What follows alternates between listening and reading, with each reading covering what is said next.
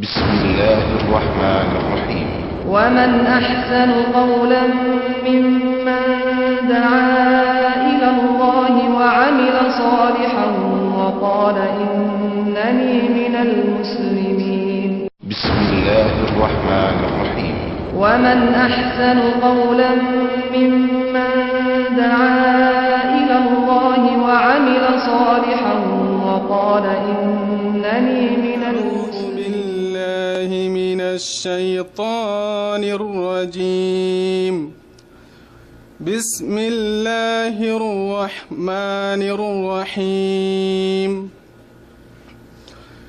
ولقد أوحي إليك وإلى الذين من قبلك لئن أشركت ليحبطن عملك ولتكونن من الخاسرين. بل الله فاعبد وكن من الشاكرين. وما قدر الله حق قدره والأرض جميعا قبضته يوم القيامة والسماوات مطويات بيمينه سبحانه وتعالى عما يشركون. ونفخ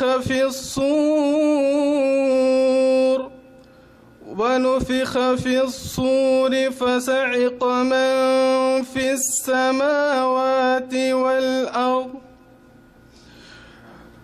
ونفخ في الصور فصعق من في السماوات والأرض ثم نفخ فيه أخرى فإذا هم قيام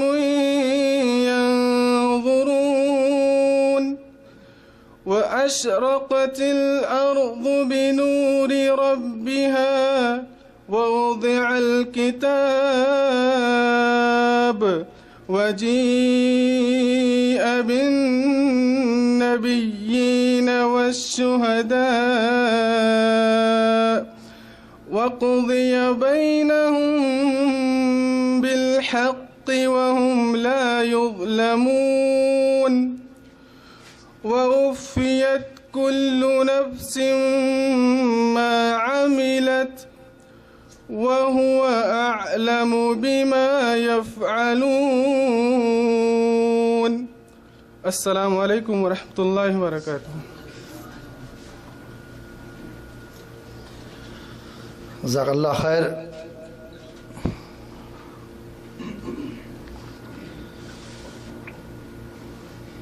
الحمدللہ الصلاۃ والسلام علی رسول اللہ. اما بعد اعوذ باللہ من الشیطان الرجیم. یا ایھا الذین آمنوا قوا انفسکم اہلکم نارا.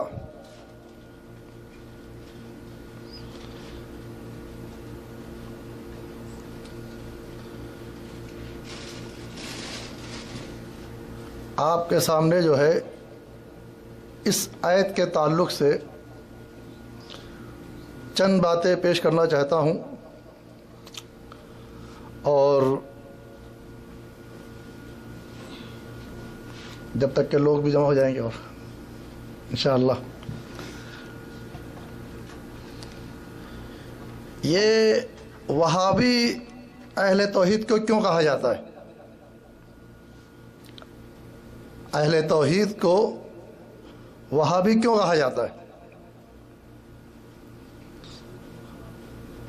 جبکہ توحید کی دعوت پھیلانے والے نبی کریم صلی اللہ علیہ وسلم کو جب اللہ تعالیٰ نے کہا جاؤ اپنے گھر والوں کو اپنے اہل کو ڈراؤ جہنم کی آگ سے، اللہ کے نبی صلی اللہ علیہ وسلم جو ہیں سب لوگوں کو جمع کرتے ہیں اور کہتے ہیں سب کے نام لے کر آخر میں نام لیتے ہیں فاطمہ بنت محمد، تم اپنے آپ کو اس آگ سے بچاؤ، میں تمہارے وہاں کوئی کام نہیں آؤں گا۔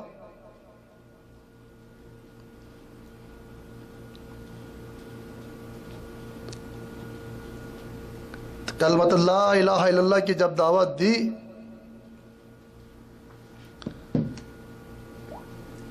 اور آپ صلی اللہ علیہ وسلم نے، تو ان کے مخالف سب سے پہلے کون ہوئے؟ ان کے اپنے خاندان والے، اپنے گھر والے۔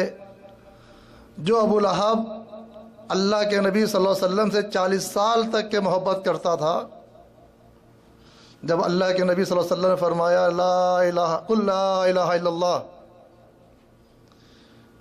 تم سارے معبودوں کو چھوڑ کر ایک اللہ کی بات کرو، تو سب سے پہلا مخالف آپ صلی اللہ علیہ وسلم کا چچا تھا۔ دعوت محمدی تھی یا وہابیت کی تھی؟ دعوت اللہ کی تھی یا کوئی اور دعوت تھی؟ لا الہ الا اللہ کے مفہوم میں یہ آتا ہے کہ جن کی تم عبادت کرتے ہو ان کا انکار کرو اور ایک اللہ کی بات کرو۔ ہمیں وہابی یا اہل توحید کے وہابی کیوں کہا جاتا ہے؟ ان کا نام جو ہے محمد بن عبد الوہاب رحمۃ اللہ علیہ۔ لوگ ان کو ان کی بات کو محمدی کیوں نہیں کہتے جبکہ ان کا نام محمد تھا؟ ان کے باپ کا نام وہابی تھا، عبد الوہاب۔ نسبت کہاں کی جاتی ہے؟ وہابی کی۔ محمد بن عبد الوہاب رحمۃ اللہ علیہ کی پیدائش جو ہے نجد میں ہوئی تھی 1703 میں، 1703 عیسوی میں، 1115 ہجری میں۔ آپ نے توحید کی دعوت جو 50 سال تک دی، اکیلے تھے، تنہا تھے۔ ان کے باپ بھی عالم تھے، ان کے بھائی بھی عالم تھے، ان کا پورا گھرانہ جو ہے عالمی گھرانے سے تھا۔ لیکن جب آپ مدینہ منورہ آئے پڑھائی کے تعلق سے، آپ نے دیکھا کہ وہاں پہ لوگ جو ہے نبی کریم صلی اللہ علیہ وسلم سے استغاثہ کر رہے ہیں، نبی کریم صلی اللہ علیہ وسلم سے مدد مانگ رہے ہیں۔ تو آپ نے ان جاہلوں کو سمجھانے کے لیے ان کو روکا اور لا الہ الا اللہ کی دعوت دی کہ اللہ کی بات کرو۔ اگر اللہ کی عبادت کرنے والے کو آپ جو ہے کیا کہیں گے؟ آج جو بھی اہل علم ہے، اہل حق ہے، اہل توحید ہے، وہ ان لوگوں سے یہی تو کہتا ہے قبر کی پوجا نہ کرو، بدعات نہ کرو، تو ان کو کیا کہا جاتا ہے؟ یہ وہابی ہیں، جبکہ ان کو وہابی کے بجائے یہ کہ یہ محمدی ہیں۔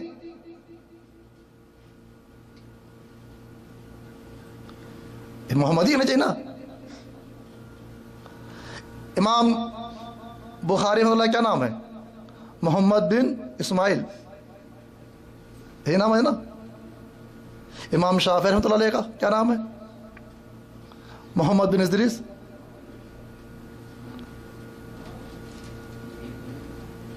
تو نام جو محمد لکھا ہے، اگر محمد کا پرچار کیا محمدی جماعت محمدی لوگ ہیں۔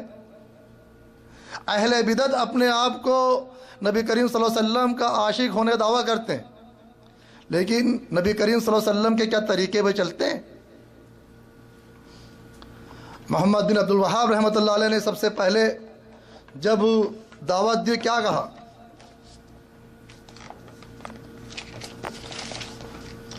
میں جس چیز کو لے کر کھڑا ہوا ہوں اور اس کی دعوت دی ہے وہ ہے کلمۃ لا الہ الا اللہ، ارکان اسلام ہے اور امر بالمعروف نہی عن منکر ہے۔ اگر تم اس کو مضبوطی سے پکڑ لو، اگر تم اس دعوت کو مضبوطی سے پکڑ لو اور اس کی مدد کرو، مضبوطی سے پکڑ لو اور اس کی مدد کر لو. مدد کس کی جائے گی؟ اہل توحید کی. تو اللہ تعالیٰ تمہارے لیے، اللہ تعالیٰ تمہیں تمہارے دشمنوں پر غالب کرے گا. اللہ تعالیٰ تمہارے دشمن پر تمہیں غالب کرے گا. یہ کس سے کہہ رہے ہیں؟ یہ اس ایریے کا ایک امیر تھا، اس کا نام تھا سلیمان، کہ تم اگر میرا ساتھ دے دو گے تو اللہ تعالیٰ جو ہے کلمت لا الہ الا اللہ کی دعوت دینے کی وجہ سے اللہ تعالیٰ جو ہے تم کو دشمنوں پر غالب کرے گا. میں آپ لوگ سے سوال کرنا چاہتا ہوں، دلی میں جہاں پہ نظام الدین جہاں پہ نظام الدین کا مرکز ہے تبلیغی جماعت کا، اور اس کے برابر میں ہی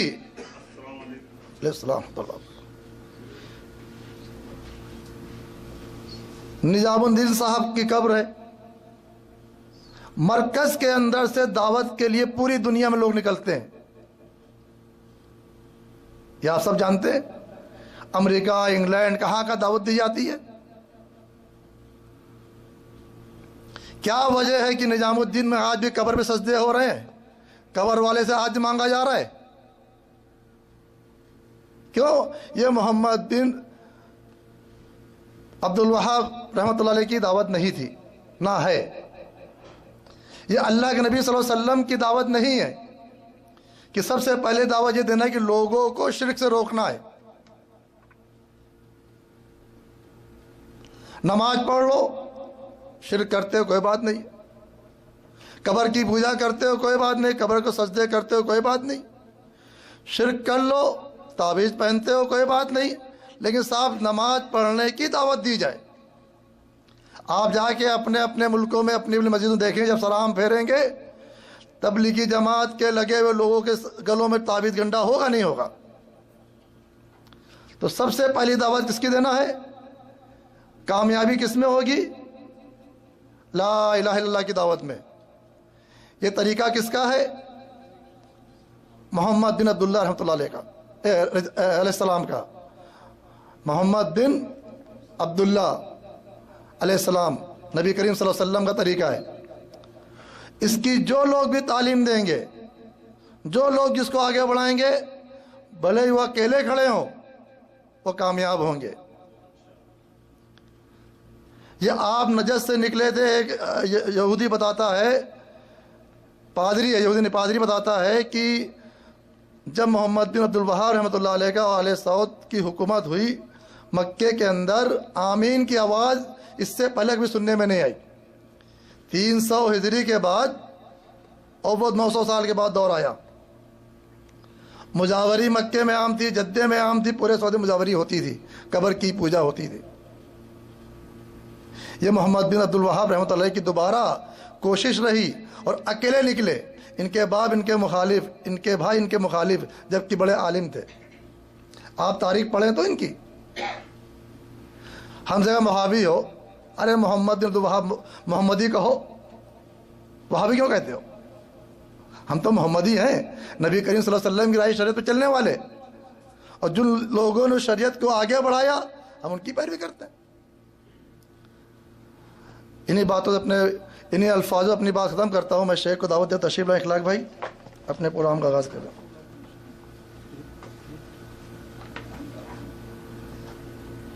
فضل شیخ اخلاق.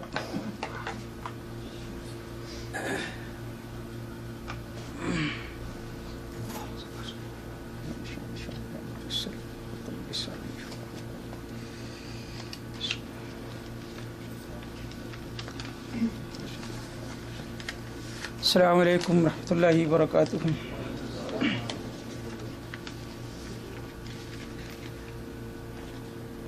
ان الحمد للہ نحمده ونستعینه ونستغفره ونؤمن به ونتوکل علیہ ونعوذ بالله من شرور أنفسنا ومن سيئات أعمالنا من يهده الله فلا مضل له ومن يضلل فلا هادي له وأشهد أن لا إله إلا الله وحده لا شريك له وأشهد أن محمدا عبده ورسوله أما بعد فإن خير الحديث كتاب الله وخير الهدي هدي محمد صلى الله عليه وسلم وشر الأمور محدثاتها وكل محدثة بدعة وكل بدعة ضلالة وكل ضلالة في النار. أعوذ بالله من الشيطان الرجيم. بسم الله الرحمن الرحيم. يا أيها الذين آمنوا اتقوا الله حق تقاته ولا تموتن إلا وأنتم مسلمون.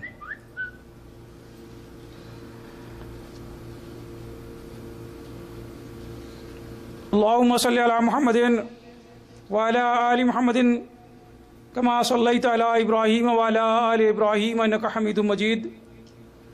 اللهم بارك على محمد وعلى آل محمد كما باركت على إبراهيم وعلى آل إبراهيم إنك حميد مجيد. عزیز ساتھیو، اللہ رب العزت کا لاکھ لاکھ شکر احسان ہے کہ اس نے ہمیں اور آپ کو یہ موقع عنایت کیا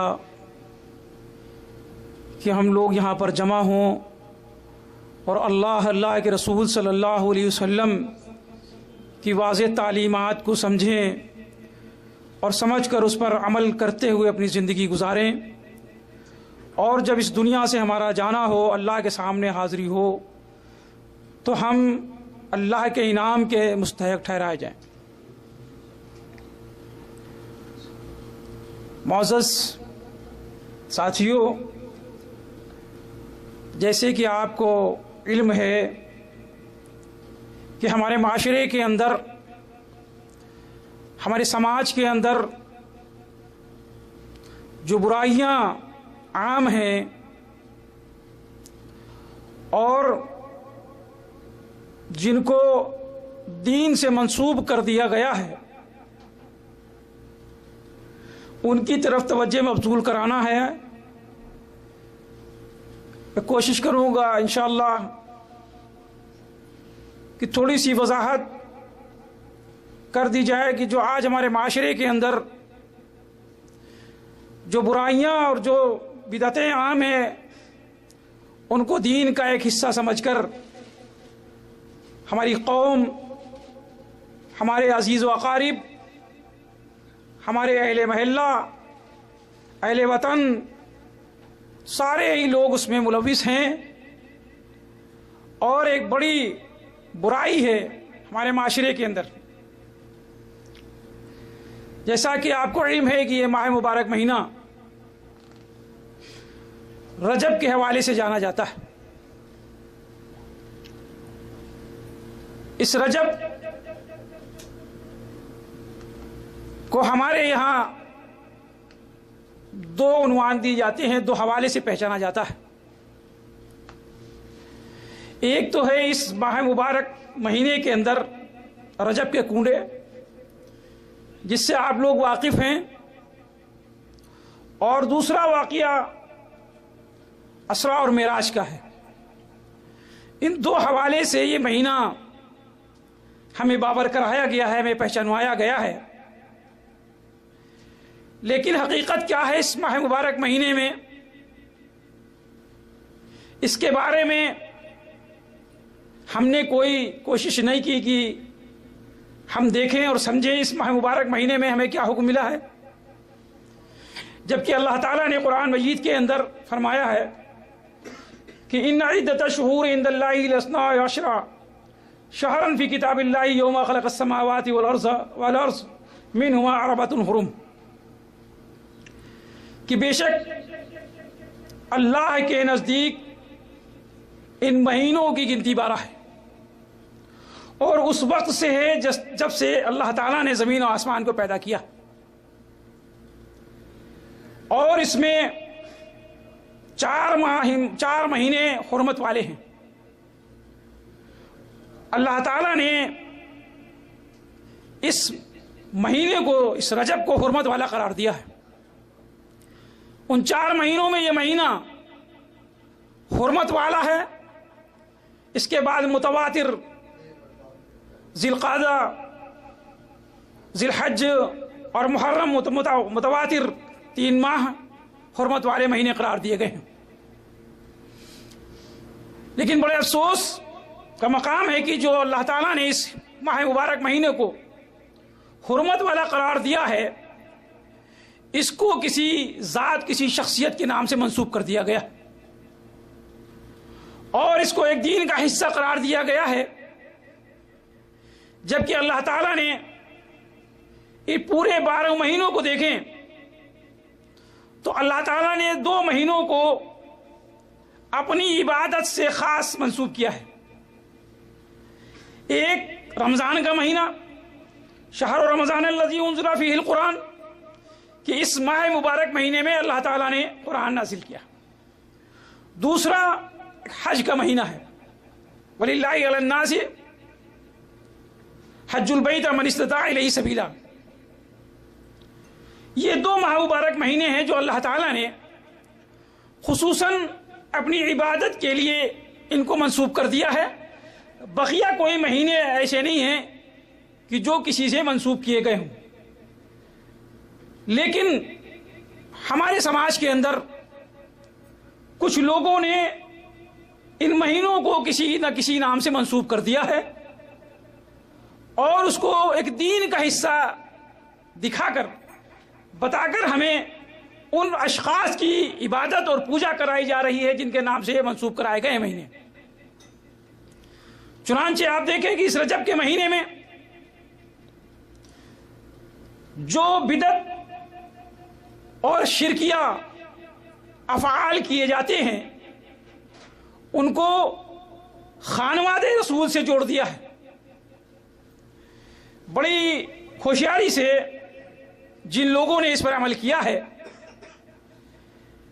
انہیں پتا ہے کہ یہ امت محمدیہ صلی اللہ علیہ وسلم نبی کے نام پر جو چاہے ان سے عمل کرا لو، نبی کے نام پر یہ جان دے دیں گے، نبی کے نام پر یہ اپنا مال بھی خرچ کر دیں گے، نبی کے نام پر چاہے جو افعال ان سے کرا لو یہ راضی برضی کرنا شروع کر دیں گے۔ اللہ کے نام پر تو بڑی دقت ہو جائے گی، اللہ کے نام پر اگر ان سے 1 روپیہ مانگو تو بڑی مشکل ہو جاتی ہے، بڑی کشمکش میں آ جاتے ہیں، لیکن نبی کے نام پر یہ اپنے لنگر لٹانے کے لیے تیار ہے۔ یہ قوم نبی کے نام پر تمام وہ فواحشات اور وہ بدعات اس امت محمدیہ کے اندر رائج کر دی گئی کہ جس کا آپ تصور نہیں کر سکتے۔ اسی طریقے سے اس ماہ رجب کے اندر یہ کونوں کا ایک من گھڑت تہوار اور ایک قوم کو ایک صحیح معنی میں صحیح دین سے ہٹا کر ایک غیر اللہ کی پوجا میں اور ان سے عقیدت مند بنا دیا اور اس پر یہ قوم گامزن ہے، جبکہ اللہ تعالیٰ نے قرآن کے اندر فرمایا کہ وَلَا تَلْبِسُوا الْحَقَّ بِالْبَاطِلِ وَتَكْتُمُوا الْحَقَّ وَأَنْتُمْ تَعْلَمُونَ، کہ حق کو باطل کے ساتھ مت ملاؤ۔ حق حق ہے، حق کو باطل کے ساتھ خلط ملط نہ کرو اور نہ حق کو چھپاؤ، اور تمہیں اس کا علم ہے۔ یہ بھی اللہ تعالیٰ نے کہا کہ تمہیں اس کا علم ہے کہ حق کیا ہے اور ناحق کیا ہے۔ تم یہ جو طریقے رائج کر رہے ہو اس کے بارے میں جانتے ہو کہ یہ بالکل ناحق ہے۔ آپ دیکھیں کہ کس شاطرانہ سازش کے تحت اس رجب کے حرمت والے مہینے کو، حرمت والے سے مراد آپ واقف ہوں گے کہ اللہ تعالیٰ نے اس کو حرمت والا کیوں قرار دیا۔ یہ اس وقت اسلام سے پہلے بھی اس کی حرمت برقرار تھی۔ کفار مکہ اور قرب و جوار کے لوگ ان حرمت والے مہینوں سے واقف تھے اور اس میں وہ تمام غلط افعال سے اپنے کو بچاتے تھے، اپنے کو روکتے تھے جو وہ عام مہینوں میں اکثر کیا کرتے تھے، یہاں تک کہ قتال اور جنگیں تک روک دیا کرتے تھے۔ اور اس مبارک مہینے میں لوگ سفر کرنا شروع کرتے تھے اور پورا علاقہ امن والا ہو جاتا تھا، امن و سلامتی سے لوگ آتے جاتے تھے۔ تو اللہ تعالیٰ نے اس ماہ مبارک مہینے اور 4 مہینوں کو حرمت والا اس امت محمدیہ کے اندر برقرار رکھا اور اس کی حرمت کو بھی اجاگر کر دیا کہ اسی طریقے سے یہ مہینہ حرمت والا ہے کہ لوگوں کے اندر امن و سلامتی کی دعوت دو، حق کی دعوت دو اور اللہ کی ایک عبادت کے لیے لوگوں کو ابھارو۔ لیکن ایک آپسی رنجش اور آپسی چپلقش کے نتیجے میں جو امت محمدیہ صلی اللہ علیہ وسلم کو جو باور کرایا گیا، ایک واقعہ جو من گھڑت بیان کیا جاتا ہے کہ حضرت جعفر صادق کے نام کی نیاز دلاؤ، تو اس کے بارے میں اللہ تعالیٰ نے قرآن کے اندر سورہ مائدہ کے اندر فرمایا کہ حرمت علیکم المیتۃ والدم ولحم الخنزیر وما اہل لغیر اللہ۔ حضرت جعفر رحمت اللہ علیہ، آپ کا تعلق، آپ کا نسب حضرت حسین رضی اللہ عنہ سے ملتا ہے۔ آپ حضرت حسین کے پوتے ہیں اور خانواد رسول ہیں۔ تو یہ ایک من گھڑت قصہ جو مدینہ سے جوڑا گیا، اس کی کوئی حقیقت نہیں ہے کہ امام جعفر نے کہا کہ جو ہمارے نام کے کنڈے بھرے گا اور نیاز دے گا، ہم اللہ تعالیٰ کے وہاں اس کی سفارش کرائیں گے، ہم پر واجب ہوگی اس کی سفارش۔ ایسا کوئی جملہ، ایسا کچھ امام جعفر نے نہیں کہا۔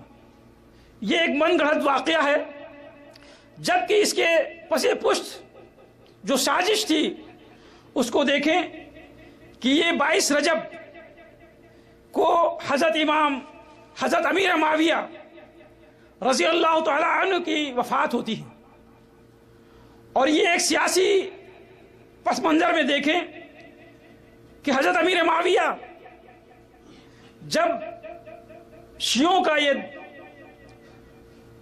یہ بدعتی فرقہ جو نکلا اور انہوں نے اسلام کے اوپر قدغن لگانا شروع کیا، تو انہوں نے اپنی طاقت سے اس فرقوں کو داب رکھا تھا۔ یہ لوگ ان کی دور حکومت میں سر نہیں ابھار پاتے تھے، لیکن جب ان کا انتقال ہوا ہے تو اس دن انہوں نے باقاعدہ طور پر خوشیاں منائی ہیں اور مٹھائی حلاوے تقسیم کیے ہیں اور رات کے اندھیرے میں لوگوں کی خوشیاں اور لوگوں کو دعوتیں کی ہیں۔ آپ دیکھیں کہ وہ صحابی رسول صلی اللہ علیہ وسلم جس کا مقام اللہ کے رسول صلی اللہ علیہ وسلم کے نزدیک اتنا بڑا ہے کہ آپ نے امیر معاویہ کو کاتب وحی کا درجہ دیا ہے۔ آپ نبی اکرم صلی اللہ علیہ وسلم کے کاتب وحی ہیں، اور آپ کو علم ہے کہ نبی اکرم صلی اللہ علیہ وسلم کے امہات المومنین ہماری مائیں ہیں، تمام مومنوں کی وہ مائیں ہیں، اور آپ کے علم میں ہے کہ حضرت ام حبیبہ جو ام المومنین ہیں اور تمام مومنوں کے ماں ہیں، آپ ان کے بھائی ہیں۔ معاویہ بن سفیان آپ کا نام ہے۔ تو تمام امت کے لیے، تمام امت محمدیہ کا رشتہ ان سے ماموں کا جڑتا ہے۔ اس رشتے کو ان لوگوں نے کن الفاظ میں بیان کیا ہے، وہ الفاظ ہم آپ کے سامنے لانے سے قاصر ہیں۔ میں نے خود سنا ہے، خود ان کی کلپ پڑی ہوئی ہیں، آپ سن لیں تو آپ دوبارہ سننے کا گوارا نہیں کریں گے جن القابوں سے انہوں نے امیر معاویہ کو القاب دیے ہیں۔ لیکن یہ جانتے ہیں کہ نبی اکرم صلی اللہ علیہ وسلم کے خانوادے سے اگر کسی کو نکالا جائے اور اس کے نام پر کوئی چیز دی جائے تو یہ قوم اس چیز کو لے لے گی۔ لہٰذا آپ دیکھیں کہ امام جعفر کا تعلق اس 22 رجب سے کوئی نہیں ہے، اس کا لینا دینا۔ امام جعفر کی ولادت تقریباً 8 رمضان 80 اور وفات 15 شوال 148 ہجری ہے۔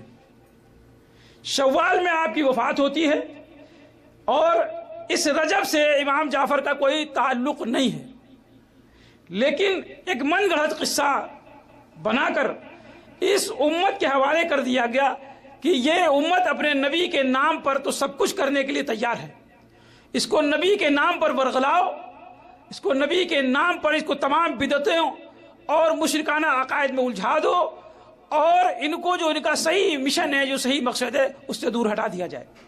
یہ ایک بدعت ہمارے سماج کے اندر، ہمارے معاشرے کے اندر اتنی کثرت سے راج ہے کہ آپ لوگ بھی شاید ہی ایسی بدعت سے بچ سکے ہوں گے، اللہ کہ اللہ نے جس شخص کو ہدایت دے دی ہو وہ اس سے بچ پایا ہو، لیکن بہت ہی مشکل ہے۔ اس وقت نہیں تو اپنے بچپنے پہ غور کریں اپنے، اور جس وقت ہمیں اللہ نے یہ ہدایت نہیں دی تھی، ہمارا معاشرہ وہی تھا، ہم بھی اسی میں ملوث تھے اور ان تمام غلط افکار اور غلط طریقے میں ہم ملوث تھے، لیکن اللہ تعالیٰ کا ایک احسان ہے کہ اللہ تعالیٰ نے ہمیں یہ ہدایت دی، ایک فرق واضح کر دیا کہ اللہ کے رسول صلی اللہ علیہ وسلم کی تعلیمات کیا ہیں اور ان باطل فرقہ باطل طبقے کی تعلیمات میں کس طریقے سے ہمیں الجھایا گیا ہے۔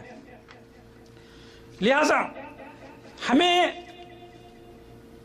اپنے تمام اس امور میں، تمام وہ معلومات میں، معاملات میں جن کا تعلق دین سے ہے، بڑے غور و فکر اور شعوری طور پر ان کو انجام دینا چاہیے۔ ہمیں سب سے پہلی فرصت میں یہ دیکھنا چاہیے کہ جو ہم عمل کرنے جا رہے ہیں اس عمل کا تعلق عبادت سے ہے۔ ہماری زندگی کا ہر گوشہ، ہر لمحہ عبادت ہے، چاہے ہم کسی سے بات کرتے ہوں، چاہے ہم کسی سے لین دین کرتے ہوں، چاہے ہماری چلت پھرت ہو، چاہے ہمارا کاروبار ہو، چاہے ہمارا کھانا پینا، انسان کی جملہ زندگی کے عمل جو ہیں وہ عبادت سے منسوب ہے۔ جس طریقے سے اللہ تعالیٰ نے کہا وَمَا خَلَقْتُ الْجِنَّ وَالْإِنسَ إِلَّا لِيَعْبُدُونَ، ہم نے جنوں اور انسانوں کو اپنی عبادت کے لیے پیدا کیا۔ تو عبادت جو ہے کسی ایک عمل کا نام نہیں ہے، عبادت جملہ وہ عملوں کا نام ہے، ایک پوری زندگی کا نام عبادت ہے۔ عبادت کوئی ایک نماز نہیں ہے یا ایک حج کر لیں یا زکوٰۃ ادا کر دیں، اس چیز کا نام عبادت نہیں۔ عبادت ضرور ہے لیکن اسی پر ختم نہیں ہوتی ہے۔ ہماری زندگی کا ایک ایک لمحہ، ایک ایک کام عبادت پر منسوب ہے، اور ہماری عبادت جبھی ہوگی کہ جب ہم اللہ کے رسول صلی اللہ علیہ وسلم کہ ہر حکم کو، ہر عمل کو شعوری طور پر اس کو سمجھیں گے۔ لا شعوری طور پر اگر ہم نے کوئی کام کرنا شروع کر دیا اور اس کا نبی کریم صلی اللہ علیہ وسلم سے کوئی تعلق نہیں ہے تو اس عمل کی ہمارے زندگی میں اور اللہ کے نزدیک کوئی اہمیت نہیں ہے، ہم خسارے میں آ جائیں گے۔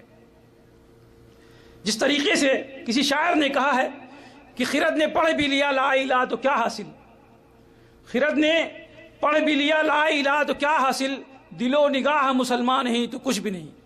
ہمیں شعوری طور پر مسلمان بننا پڑے گا، ہمیں شعوری طور پر اس کلمے کو سمجھنا پڑے گا کہ ہم نے اس کلمے کے لیے جو اقرار کیا ہے لا الہ کا، تو اس کلمے کی کہاں تک ہم نے پاسداری کی ہے، اس کلمے کا مفہوم ہم نے کہاں تک سمجھا ہے، اپنی زندگی میں اس کو کہاں تک ہم نے ڈھالا ہے، یا اسی طریقے سے غیر شعوری زندگی ہم گزارتے رہے اور تمام ان باطلانہ افکار میں، باطلانہ نظام میں اور تمام ان بدعتوں میں ہم نے اپنے کو ملوث رکھا اور یہ سمجھنے کی ضرورت نہیں محسوس کی کہ ہم صحیح معنوں میں اللہ کے رسول صلی اللہ علیہ وسلم کی واضح تعلیمات کو سمجھیں اور سمجھ کر اس پر عمل کرتے ہوئے زندگی گزاریں، تو وہی صحیح معنوں میں عمل ہوگی۔ جیسا کہ ابھی شیخ نے اپنی تقریر میں کہا کہ انسان کے لیے دو چیزیں بہت اہم ہیں کہ الا الذین آمنوا، ایمان لاؤ، لیکن ایمان کے ساتھ شرط لگا دی وعمل الصالحات۔ قرآن کے اندر مختلف جگہ پر آپ دیکھیں گے کہ جب عمل کی بات کی جاتی ہے تو صالح عمل کی بات کی جاتی ہے، اور عمل جو ہے وہ ایک عبادت ہے، اور ہم اور آپ عبادت کے لیے پیدا کیے گئے ہیں۔ تو اگر ہماری عبادت عمل پر ہے، ڈیپینڈ ہے، اور ہمارا عمل اللہ کے رسول صلی اللہ علیہ وسلم کے مطابق نہیں ہے، تو پھر ہمارا عمل صالح نہیں ہوگا۔ آپ دیکھیں کہ اس دنیا کے اندر تمام لوگ عمل کرتے ہیں، جیسا کہ آپ کو معلوم ہے کہ مکے کا وہ واقعہ، کہ ابن جدعان کا واقعہ آپ لوگوں کو معلوم ہے کہ مکے کے اندر وہ بہت بڑا ایک رئیس تھا، صاحب ثروت تھا، اور حاجیوں کی اتنی خدمت کیا کرتا تھا، اتنے لنگر وہ لٹاتا تھا کہ لوگ مطلب اس موقع کی تلاش میں رہتے تھے کہ کب ہمیں ابن جدعان دعوت کے لیے کہے۔ اتنے قیمتی وہ کھانے بنواتا تھا، اس طریقے سے وہ لنگر لٹاتا تھا، وہ کس طریقے سے مالدار بنا یہ ایک الگ چیپٹر ہے۔ لیکن جس وقت حضرت عائشہ رضی اللہ عنہا نے نبی اکرم صلی اللہ علیہ وسلم سے پوچھا کہ اے اللہ کے رسول صلی اللہ علیہ وسلم، ابن جدعان کا کیا ہوگا؟ کیا اس کا کوئی عمل اللہ کے نزدیک قابل قبول ہے؟ وہ تو اتنی خدمت کرتا تھا حاجیوں کی۔ اب آپ دیکھیں کہ حاجیوں کی خدمت کرنا کتنا بڑا عمل ہے۔ حاجی اللہ کا مہمان ہے، اور اللہ کی مہمان کی خدمت کرنا کتنا بڑا اجر ہے، کتنا بڑا ثواب کا کام ہوگا، کتنا نیک اور صالح عمل یہ ہوگا۔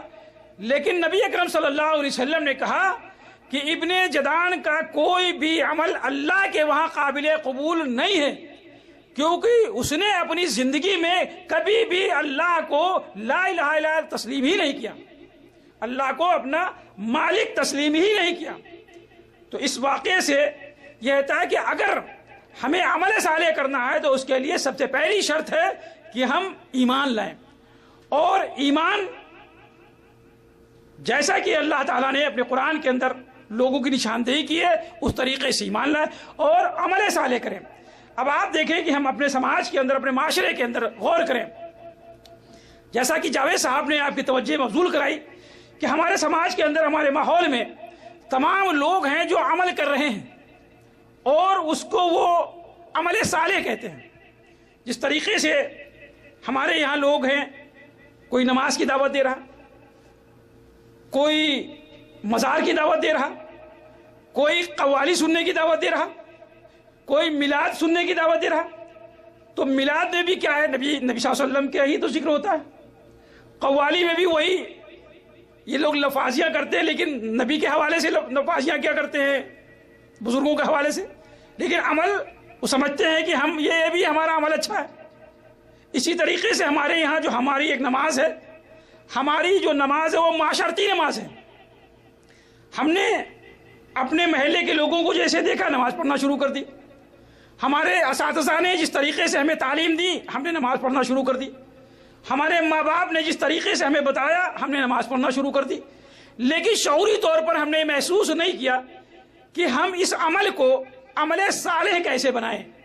ہم نے یہ محسوس نہیں کیا کہ نبی اکرم صلی اللہ علیہ وسلم کی نماز کا مطالعہ کر لیں، کس طریقے سے نبی اکرم صلی اللہ علیہ وسلم تکبیر کہتے تھے، کس طریقے سے آپ نیت باندھتے تھے، کہاں پر آپ ہاتھ رکھتے تھے، کس طریقے سے آپ سجدہ کرتے تھے، کیسے آپ رکوع کرتے تھے، کیا کیا چیز آپ پڑھتے تھے، اس کی ضرورت نہیں محسوس کی۔ تو یہ نماز ہماری لاشعوری طور پر ہے، ہم معاشرتی سماجی نماز پڑھ رہے ہیں۔ ہم نے نبی اکرم صلی اللہ علیہ وسلم کی نماز کو پڑھنے کا یا طریقہ سیکھنے کی ضرورت محسوس نہیں کی۔ تو یہ کتنی بڑی خسارے والی بات ہے کہ ہم عمل تو کر رہے ہیں، کیا یہ عمل نہیں ہے؟ اور عمل صالح ہے، نماز پڑھنا بھی عمل صالح ہے۔ اسی طریقے سے تمام وہ عمل ہیں جو عمل صالح کہے جاتے ہیں، لیکن کیا اس پر نبی اکرم صلی اللہ علیہ وسلم کی اجازت ہے؟ وہ طریقہ ہے جو ہم عمل صالح ہمارے سماج کے اندر، ہمارے معاشرے کے اندر جو رائج ہے، کیا حقیقتاً یہ عمل صالح ہے؟ اس پر کبھی ہم نے غور و فکر کیا ہے؟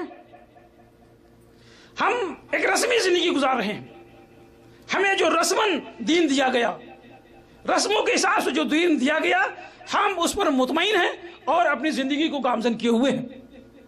لیکن یہ ضرورت محسوس نہیں کی کہ جب اللہ تعالیٰ نے شرط لگا دی ہے کہ الذین آمنوا وعملوا الصالحات، تم ایمان تو لیا ہو لیکن تمہارا ایمان بھی قابل قبول جب ہوگا جب عمل صالح کرو گے، اور عمل صالح کے لیے ضرورت ہے کہ اطیعوا اللہ واطیعوا الرسول۔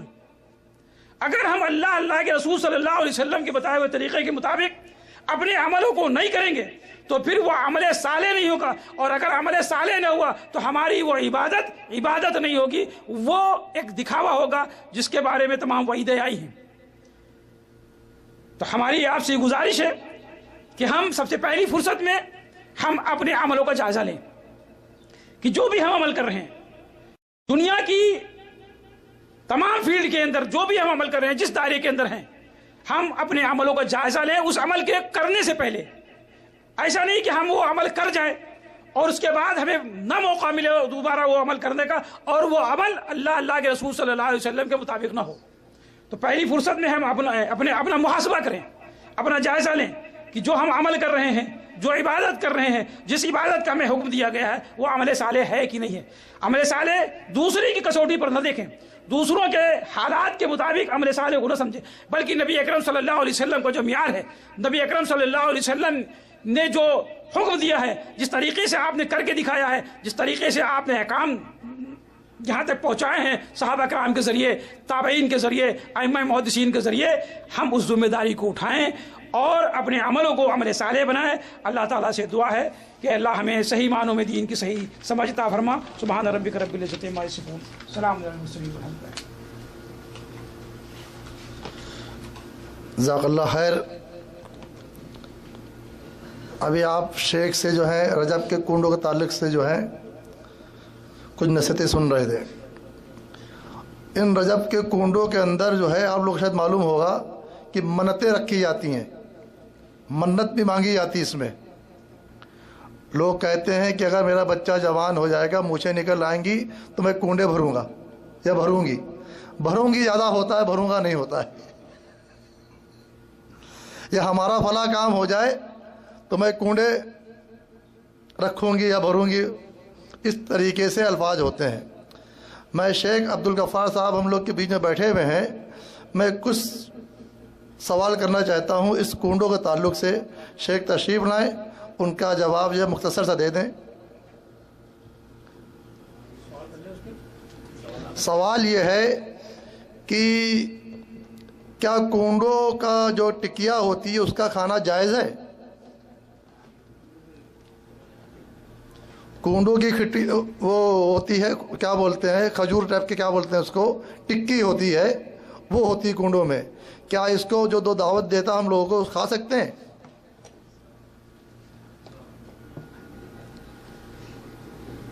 بسم اللہ الرحمن الرحیم۔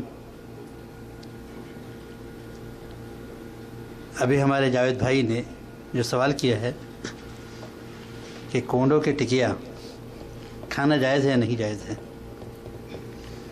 اللہ تبارک و تعالیٰ نے ہم لوگوں کے لیے کچھ کھانوں کو حلال کیا ہے، کچھ کھانوں کو حرام کیا ہے، لیکن جو چیزیں حلال ہیں ان میں سے بھی طریقہ کار مختلف ہوتا ہے۔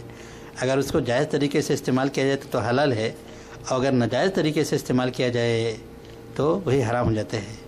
ابھی ہمارے جیسے اخلاق بھائی نے قرآن کی ایک آیت پڑھی تھی سورہ مائدہ کی کہ حرمت علیکم المیتۃ والدم ولحم الخنزیر وما اہل لغیر اللہ بہ، تو غیر اللہ کے نام پہ جو بھی ذبح کیا جائے وہ حرام ہے۔ غیر اللہ کے نام پہ جو بھی ذبح کیا جائے وہ حرام ہے۔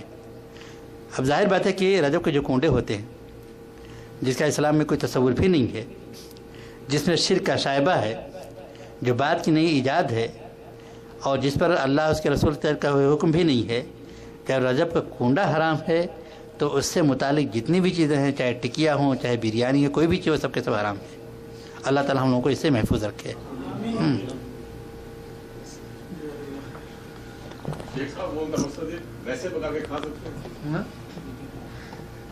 دیکھیے ابھی ہمارے بھائی نے سوال کیا کہ آپ ویسے بنا کے کھا سکتے ہیں۔ رجب کے موقع پر یا اس دن میں ویسے بھی بنا کر بھی کھانا نہیں چاہیے، اس لیے کہ من تشبہ بقوم فہو منہم۔ ہاں، عام طریقے سے کیا ہوتا ہے، آپ تو چلے گئے کہیں مارکیٹ میں، آوائے گھر میں پا گئے کھا لیے، عورتیں جو ہوتی ہیں کمزور طبیعت کی ہوتی ہیں، ان کو دین کی اتنی باتیں نہیں معلوم ہوتی جیسے آپ کو یہاں پروگرام میں معلوم ہوتی ہیں، تو انہیں وہی تصور کر کے بنا لیا اور آپ نے کھا لیا. تو اس کا بھی خیال رکھنا چاہیے. بہرحال ان تمام چیزوں سے بچنا چاہیے اور گھر میں خاص طریقے سے عورتوں کو اس پر متنبع کرنا چاہیے. جزاک اللہ خیر. ایک ٹکیا کے تعلق سے میں نے سنا تھا کہ جب حضرت امیر معاویہ رضی اللہ عنہ انتقال ہوا تھا تو ان وہاں کے رہنے والوں نے اس کو چھپ چھپ کے پکایا تھا اور چھپ چھپ کے کھایا تھا، تاکہ اعلانیہ کھاتے تو حکومت کے خلاف ہوتا، تو چھپ چھپ کے کھایا تھا. جزاک اللہ خیر. میں شیخ کا جو ہوں شکریہ ادا کرتا ہوں جو آپ کے سامنے جو ہے اس تعلق سے بات رکھی. میں نے جو بھی تبلیغی جماعت کے تعلق سے بات کہی تھی، یہ واقعی ہے کہ تبلیغی جماعت کے جہاں مرکز نظام الدین کے اندر، وہیں پہ جو ہے نظام الدین اولیاء صاحب کی قبر بھی ہے. وہاں شرک صبح شام ہوتا ہے. یہ دعوت پوری دنیا میں دیتے ہیں، کیا ان کو ان کا شرک نظر نہیں آتا؟ اللہ کے لیے اللہ اس کے رسول کی دعوت دے اور قرآن حدیث کی دعوت دے، نہیں تو لوگ گمراہ ہوں گے. اس کا بوال آپ کے سر جائے گا. یہ میری آپ کو ایک پیغام پہنچانا ہے کہ میں آپ تک کے پیغام کو پہنچاؤں. جزاک اللہ خیر. السلام علیکم و رحمۃ اللہ وبرکاتہ.